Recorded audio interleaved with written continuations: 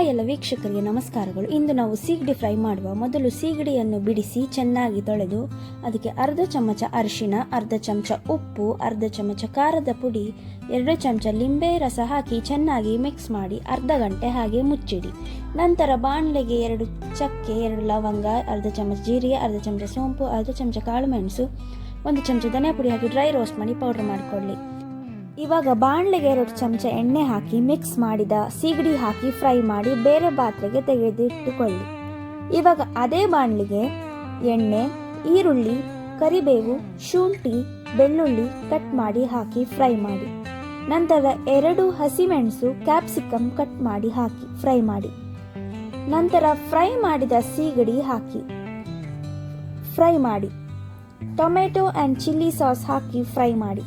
ರುಚಿಗೆ ತಕ್ಕಷ್ಟು ಉಪ್ಪು ಹಾಕಿ 1/4 ಲೋಟ ನೀರು ಹಾಕಿ ಮಿಕ್ಸ್ ಮಾಡಿ 5 ನಿಮಿಷ ಮುಚ್ಚಿಡಿ.